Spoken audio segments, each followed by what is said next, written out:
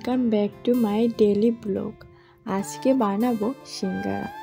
তো সিঙ্গারা বানানোর জন্য ফার্স্টে কড়াইতে তেল দিয়েছি এবং পেঁয়াজ বাটা, আদা বাটা, জিরা বাটা, পেঁয়াজ কুচি, রসুন বাটা, হলুদের গুঁড়া, মরিচের গুঁড়া, লবণ, দারচিনি, এলাচ সবগুলো উপকরণ একসাথে দিয়ে কিছুক্ষণ নাড়াচাড়া করে তারপরে আলুগুলো দিয়ে দিতে হবে।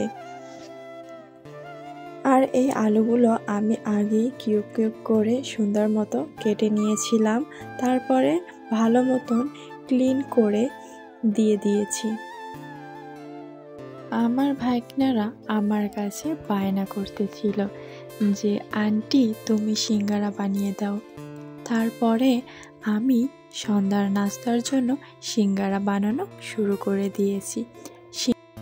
সিঙ্গারা শুধু যে ভাইকনারা পছন্দ করে এমন না, আমিও অনেক পছন্দ করি, তবে সবসময় বাহির থেকে কিনে খাওয়া হয়, বাসায় একদমই বানানো হয় না।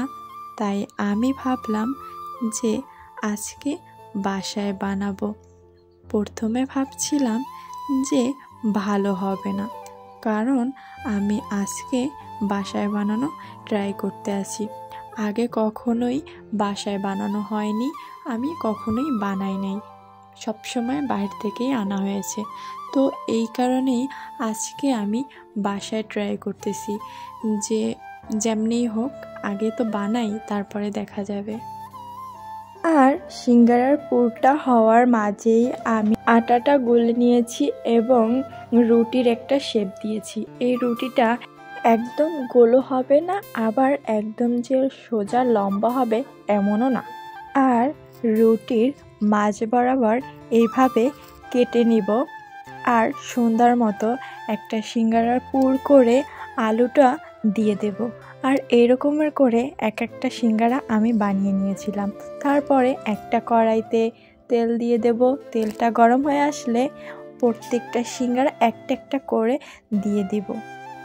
আমি ফার্স্টেই ভাবছিলাম যে সিঙ্গারার শেপটা একদমই বাজে হবে, মোটেও হবে না, তাই জন্য একটু মন খারাপ লাগছিল, বাট মোটামুটি সিঙ্গারার শেপটা হয়েছে। আর যতটা খারাপ হবে ভাবছিলাম অতটাও খারাপ হয়নি, আলহামদুলিল্লাহ ভালো হয়েছে, খেতেও অনেক মজা হয়েছে। তোমরা কে কে সিঙ্গারা পছন্দ করো কমেন্ট করে অবশ্যই জানাবা। বাই দ্য ওয়ে, আজকের ভিডিওটা এতটুকুই। ভিডিওটি কেমন হয়েছে কমেন্ট করে জানাবা। আর হ্যাঁ, আমার পেজটি ফলো দিয়া পাশে থাকবা নেক্সট ভিডিও দেখার জন্য। আল্লাহ হাফেজ।